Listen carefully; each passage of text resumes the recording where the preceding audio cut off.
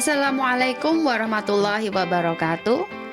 Hello everyone, how are you today? Welcome back to my channel.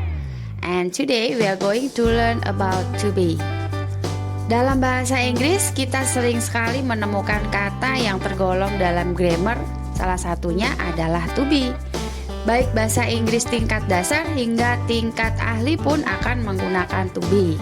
Nah, agar kalian tidak kesulitan dalam bahasa Inggris, kalian harus benar-benar memahami materi dasar to be ini.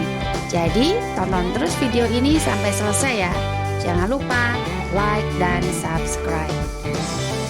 Pengertian to be. To be adalah penghubung antara subjek dan predikat dalam kalimat bahasa Inggris. To be dalam bahasa Inggris memiliki berbagai arti. Dalam sebuah kalimat, to be dapat diartikan adalah atau yaitu. Akan tetapi kadang-kadang to be ini nggak memiliki makna sama sekali, ya.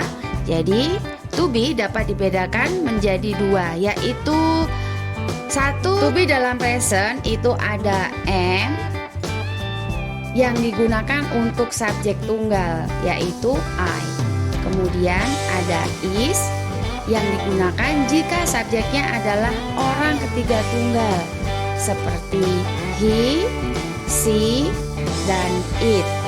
Yang ketiga ada are yang digunakan jika subjeknya adalah jamak atau lebih dari satu, seperti we, they, dan to be juga dipakai untuk tunggal, yaitu you. Yang kedua adalah to be dalam past tense. Bentuk simple past tense digunakan untuk fakta-fakta dan peristiwa-peristiwa yang terjadi di masa lampau.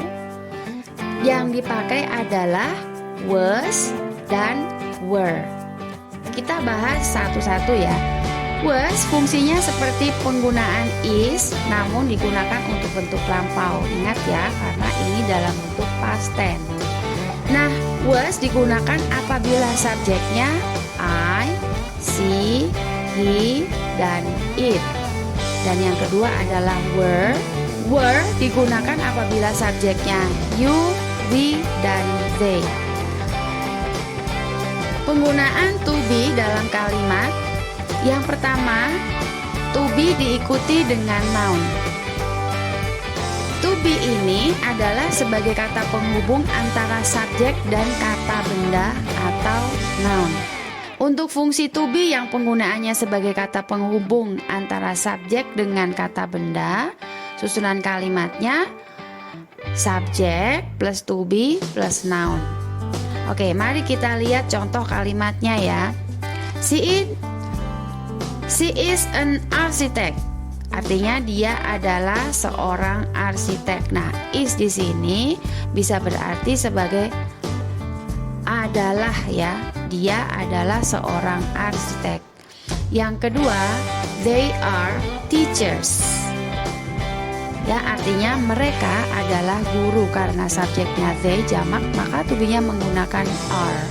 Dan kata benda teachers di sini more than one atau lebih dari satu. Yang keempat, I am a singer. Saya adalah seorang penyanyi. Yang keempat, there was a factory behind my house. Artinya ada sebuah pabrik di belakang rumah saya. Nah, kalimat ini menyatakan bahwa ini dulu. Ya, sekarang berarti sudah tidak ada lagi pabrik di belakang rumah saya. Kemudian yang kelima, they were loyal soldiers in the World War. Artinya mereka adalah tentara yang loyal di masa Perang Dunia Kedua. Yang kedua, to be yang diikuti oleh adjektif, merupakan penghubung antara subjek dengan kata sifat atau adjektif. Ya, adjektif ini adalah kata yang menunjukkan sifat dari subjek atau objek. Untuk fungsi ini, setelah kata hubung to be diikuti kata adjektif. Nah, sedangkan susunan kalimatnya adalah subjek plus to be plus adjektif. Contohnya, yang pertama, she is kind. Artinya dia baik hati. Nah, Is di sini pada kalimat ini tidak bisa juga diartikan sebagai adalah. Dia adalah baik hati. Tidak seperti itu konsepnya ya. Kemudian contoh yang kedua, they are diligent. Mereka rajin. Yang ketiga, I am friendly. Saya ramah. She was so cute. Dia dulu sangat lucu. Fungsi yang ketiga, to be diikuti oleh adverb.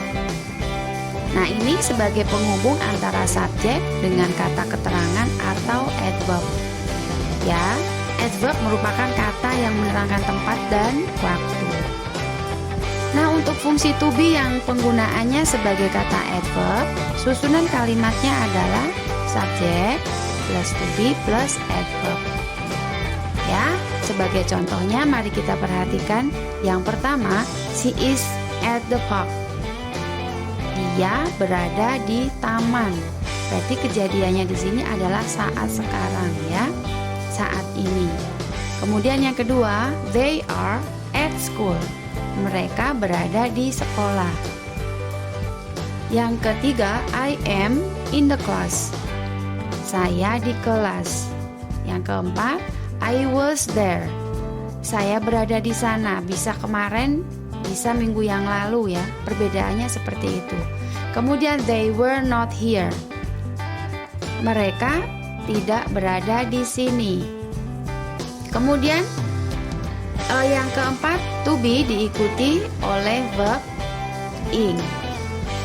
Nah, ini adalah sebagai penghubung kata kerja yang menyatakan sedang melakukan sesuatu di masa sekarang atau di masa yang lalu. Untuk fungsi to be yang penggunaannya sebagai kata penghubung kata kerja atau verb ing. Nah, ini susunan kalimatnya adalah subjek plus to be plus verb ing. Contoh kalimatnya, he is watching television. Artinya dia sedang menonton TV. Berarti kejadiannya saat sekarang ya. Kemudian they were singing a song. Mereka sedang menyanyikan lagu. Contoh ketiga, I am studying English. Saya sedang belajar bahasa Inggris. Kemudian contoh keempat, she was studying when I came. Dia sedang belajar ketika saya datang. Artinya kalimat ini kejadiannya in the past. Yang kelima, they were learning English when the teacher entered. Artinya mereka sedang belajar bahasa Inggris ketika guru masuk. Okay guys, that's all my explanation about today.